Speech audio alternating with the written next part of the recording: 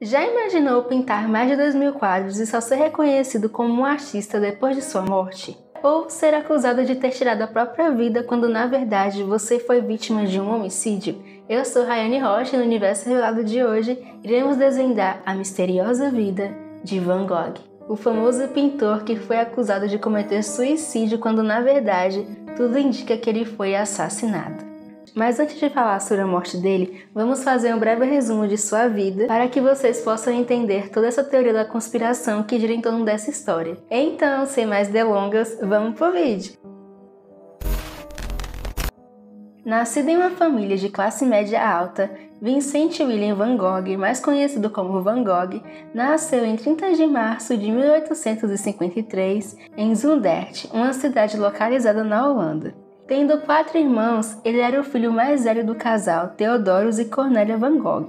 Atualmente, ele é considerado um dos artistas mais influentes dos últimos tempos. Para vocês terem ideia, em pouco mais de uma década, Van Gogh criou mais de 2.000 obras, incluindo 860 pinturas a óleo que, através de cores dramáticas e vibrantes e pinceladas impulsivas, representavam paisagens, retratos e autorretratos. No entanto, ao longo de sua vida, Van Gogh nunca imaginou que iria se tornar tão famoso assim, já que apesar de pintar quadros incríveis, durante a sua vida, ele só vendeu um único quadro. E como sempre acontece, infelizmente, o seu reconhecimento só veio anos depois de seu falecimento. Na infância, ele foi educado em casa pela mãe, que era uma mulher rígida e religiosa, e pela governanta da casa, até que em 1864, seus pais decidiram colocá-lo no internato que ficava a quilômetros de distância de sua casa.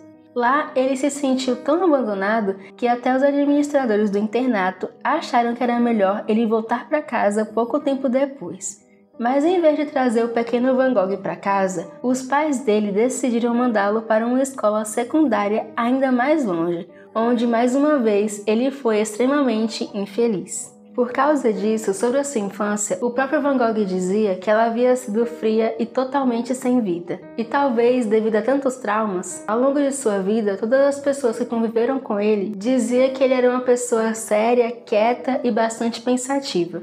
Andando com os cabelos ruivos sempre muito bagunçados, nesse tempo ele já gostava de pintar, já que desde pequeno ele havia sido encorajado a desenhar pela mãe que adorava artes. No entanto, conforme ele crescia, e como qualquer outro jovem, ele foi ficando cada vez mais perdido sobre qual carreira seguir. Vendo isso, o tio dele, que também se chamava Vicente, arranjou um trabalho de aprendiz para Van Gogh e para o seu irmão mais novo em uma empresa internacional de comércio de artes. E pouco tempo depois, aos 20 anos de idade, devido à sua dedicação, Van Gogh já ganhava mais do que o próprio pai. Só que Van Gogh se apaixonou pela filha de sua patroa e, ao confessar seus sentimentos, ele foi rejeitado, porque a garota já estava noiva de outra pessoa. Por conta disso, ele acabou se isolando cada vez mais e mais, até que começou a se sentir insatisfeito com o trabalho, deixando de vender as obras que ele achava feia e que ele não gostava muito, o que certamente deixou os seus patrões extremamente aborrecidos e por isso, aos 23 anos de idade, ele foi demitido. Depois disso, ele ficou vagando na Europa sem conseguir um emprego fixo, até que voltou a morar na casa dos pais. Nesse período, Van Gogh até tentou seguir os passos do pai, que era um pastor protestante, mas não conseguindo entrar na Universidade de Teologia, ele acabou se tornando uma espécie de missionário. Mas isso também não deu muito certo. Na verdade,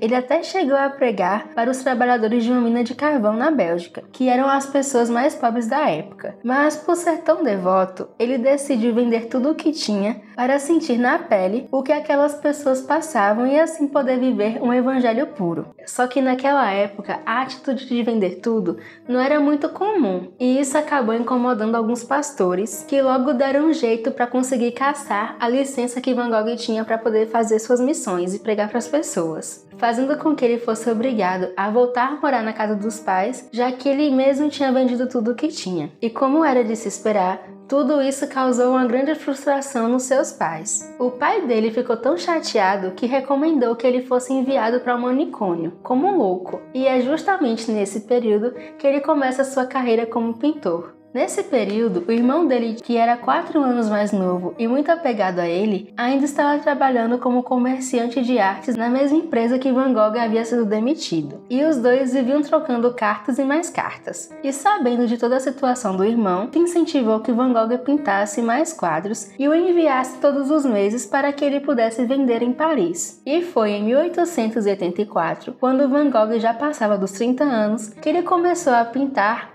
como um jeito de retribuir o irmão pela ajuda. Só que as pessoas de Paris não se interessavam pelos quadros dele, e por isso ninguém os comprava. Na falta de dinheiro para contratar modelos para posar para os quadros, ele recorria a um espelho para pintar a si mesmo, e muitas vezes chegou a trocar pinturas por um prato de comida. Por causa disso, seu irmão começou a mandar dinheiro para ele para ajudá-lo a se manter. Depois disso, ele começou a viajar pela Europa de novo e começar a desenvolver o estilo de pintura que conhecemos hoje em dia. Mas também foi nessa época que sua saúde mental começou a deteriorar. Colecionando amores não correspondidos, ele chegou a colocar as mãos no fogo literalmente para provar o seu amor a uma prima que não queria nada com ele. E em outro momento, ele cortou a própria orelha, enrolou em um papel e deu de presente para uma prostituta alcoólatra que ele conheceu. Em meio a tudo isso, Van Gogh desenvolveu vários transtornos psicóticos, que foram agravados pelo uso excessivo de álcool.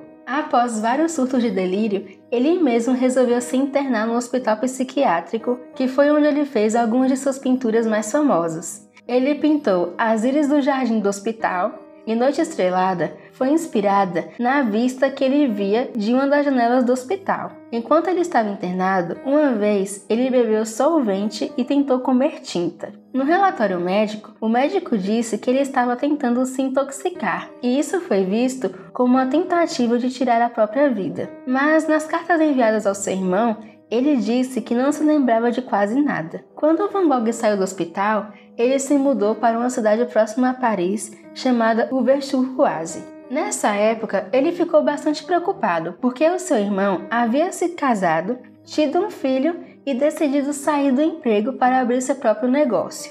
Ele ficou preocupado porque ele estava assustado, com medo de se tornar um peso para o irmão e perder toda a ajuda financeira que o irmão dava a ele todos os meses. Até que certo dia, mais precisamente no dia 17 de julho de 1890, Van Gogh saiu tranquilamente com seu cavalete e seu material de pintura logo depois do almoço da pousada onde ele ficava.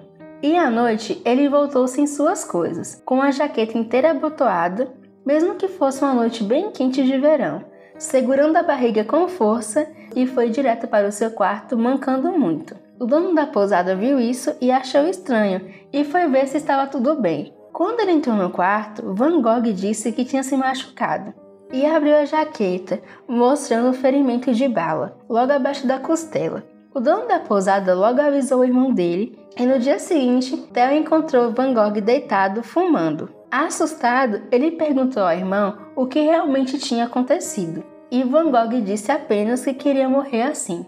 E infelizmente, 2 dias depois do tiro, ao lado do seu irmão, ele veio a falecer, devido a uma gravíssima infecção. A história oficial diz que depois do almoço, Van Gogh saiu para os campos de trigo, atirou na barriga e desmaiou. Quando acordou, ele procurou a arma para tentar terminar, mas não conseguiu achar e voltou para a pousada. O próprio Van Gogh disse para as pessoas que ele tinha atirado em si mesmo e até implorou para que seus familiares não acusassem ninguém, pois ele mesmo que quis se matar. E quando os policiais questionaram se tinha sido ele mesmo, ele disse que sim, ou que achava que sim. Mas apesar dele sempre dizer isso, há algumas coisas bem estranhas nessa história. Uma dessas coisas é o fato da bala não ter saído do corpo dele. E se isso tivesse sido um tiro de perto, a queima-roupa como no caso, certamente a bala teria saído do outro lado. Também é estranho que a arma e seu material de pintura tenham desaparecido logo após o crime, além do fato dele não ter deixado nenhuma carta de despedida, já que ele tinha o hábito de trocar cartas com o irmão frequentemente, e também não ter deixado nenhuma pista de que ele poderia fazer isso contra si mesmo. E por causa de tudo isso, historiadores modernos têm uma nova teoria da conspiração para esse crime. Segundo eles, Van Gogh não era uma pessoa popular na cidade, Como ele não tinha uma orelha e andava sempre vestindo roupas velhas e o cabelo bagunçado, as pessoas sempre olhavam para ele com um olhar estranho. Mas ninguém era pior com ele do que os adolescentes da cidade que viviam zombando dele. Muitas vezes, eles chegavam fazendo amizade com Van Gogh apenas para, depois de conquistar sua confiança, pregar algumas peças nele. Como no dia que eles colocaram uma cobra dentro da caixa de pintura de Van Gogh apenas para que ele tomasse um susto. Um desses meninos era René Secretan, que era irmão de outro menino chamado Gaston. O Gaston era aspirante a artista e por isso tinha muito interesse em aprender com Van Gogh e ouvir suas histórias de Paris. Porém, o seu irmão René Secretan era totalmente contrário. René gostava mesmo era de armas, pescar e caçar, além de não gostar nem um pouco de Van Gogh. Segundo essa teoria da conspiração, certo dia, René Secretan havia ido ao show de Buffalo Bill, que era um cowboy muito famoso na época, e depois de se divertir no show, René tinha voltado para a cidade, vestido de cowboy e com uma pistola no bolso. Vendo isso, Van Gogh achou tudo aquilo muito engraçado, e começou a chamar René de Buffalo Bill, que era um jeito bem holandês de chamar Buffalo Bill, e que deixava René super irritado. Até que certo dia, Van Gogh e os irmãos René e Gaston se encontraram e tiveram uma discussão, e eles acabaram atirando nele acidentalmente. Feito isso, Van Gogh teria voltado para a pousada, fingindo que ele mesmo teria tentado tirar a própria vida para tentar acobertar os meninos. E eles, assustados, teriam tirado todo o material de pintura dele, assim como todas as evidências dele, para que ninguém desconfiasse. Além disso, algumas testemunhas disseram que viram Van Gogh indo para outra direção, que não eram para os campos de trigo, e sim para um lago onde René costumava pescar, que era bem mais próximo da pousada do que os campos de trigo. Então, seguindo essa lógica, seria mais fácil de Van Gogh conseguir voltar para a pousada, mesmo depois de atirado. Outro fato que sustenta essa teoria é que René, Gaston e o pai dos meninos saíram da cidade logo depois que isso aconteceu. E quando o pai deles observaram, viu que René estava sem a arma. E décadas depois, em uma entrevista, logo antes de René falecer, quando perguntado sobre a arma, ele disse que Van Gogh tinha roubado a arma dele. Já em 1930, quando o trabalho de Van Gogh começou a ficar cada vez mais popular, um historiador de artes foi na cidade do ocorrido para saber mais sobre a vida do artista. Chegando lá, os moradores disseram que alguns meninos tinham atirado nele e que ele nunca teria revelado a identidade deles, com medo que eles fossem acusados de homicídio. Mas essa versão da história acabou ficando de lado com o passar do tempo. E a teoria de que ele mesmo tenha tentado tirar a própria vida foi a que ganhou mais força, pelo fato dele ter vários surtos psicóticos ao longo dos seus 37 anos de vida, e estava passando por problemas com o irmão. E também tem aquela coisa, se ele realmente tivesse sido assassinado, certamente seu irmão e toda a sua família teria feito de tudo para prender os suspeitos, já que por serem muito religiosos e ele ser filho de um pastor, certamente eles jamais deixariam as pessoas pensarem que Van Gogh havia tentado tirar a própria vida, uma vez que isso seria uma grande vergonha para eles. Então isso continua a ser uma grande incógnita. Mas e você? O que você acha que faz mais sentido? Será que ele foi mesmo assassinado ou ele tentou contra a própria vida? Comenta aqui embaixo. E se você chegou até aqui, não esqueça de deixar aquele like e se inscrever aqui no canal para conhecer outras histórias e teorias como essa. Muito obrigada pela companhia e até o próximo vídeo. Tchau!